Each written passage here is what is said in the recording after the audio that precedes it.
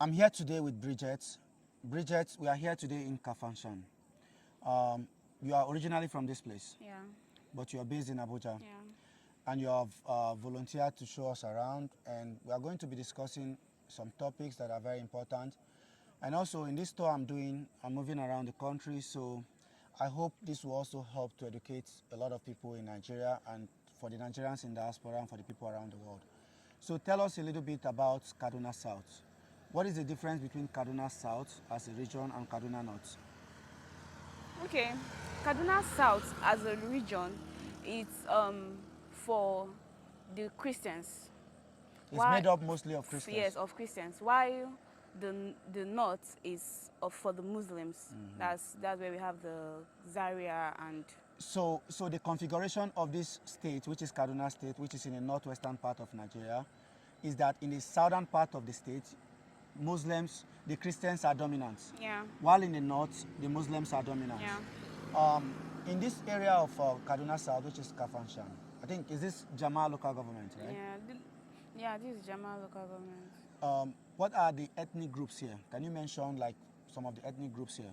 Okay, we have in Kafanchan we have Baju, we have Jaba, we have the Atakar, we have the Kagoro, we have the Marwa, we have the Numanas, we have the Nizams, we have a whole lot. A lot of this, and most Yeah. of them you say are Christians. Christians, yeah. So what is the tension between the Hausa Fulani community in this part of Kaduna South that are in the minority and the other groups you mentioned which are in the majority put together?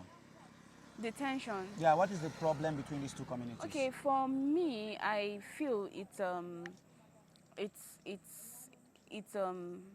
it's a political thing, and not just that. It's also it's like they want to dominate the place. Like they want to bring the Muslims wants to dominate the place. They want to have a say in this place.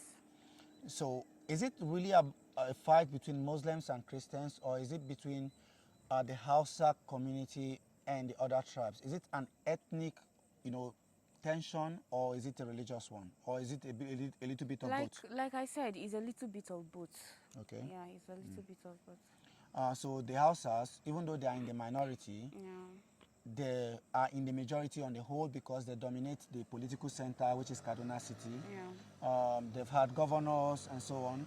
So the people in the south that are largely Christians feel that they have been marginalized within the states. Yeah. And so this is creating that tension between them. So do you believe that the Muslims are looking to wipe out the Christians to replace them? Do you think the Muslims are trying to dominate the Christians in this part of Nigeria? Yeah, actually, that's what they're trying to do. They're trying to wipe out the Christians so they could dominate in this part of the world. Is it all of the Muslims, or is it like, do you have, okay, and that's not even a fair question because like you said, it's a little bit of ethnic tension and it's also a bit of the religious tension Yeah. between these two communities. Recently, the US President Donald Trump stated that that Muslims in Nigeria are trying to wipe out the Christians, that there's a genocide against Christians in Nigeria. Do you buy this position? Do you think, he's telling the truth?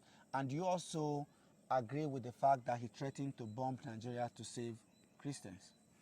Okay, first of all, if he's trying to bomb Nigerian to save the Christians, we are also going to get affected because there is no way he will bomb the the Nigeria without Christians getting hurt. Okay. So I don't think, to me, I don't think is a fair judgment. So you should think. So you don't think it's fair for Trump to make that kind of statement? No, I'm not saying, I'm just saying bombing Nigeria just for that, it will affect both Christians and Muslims. So that's not actually the solution to it.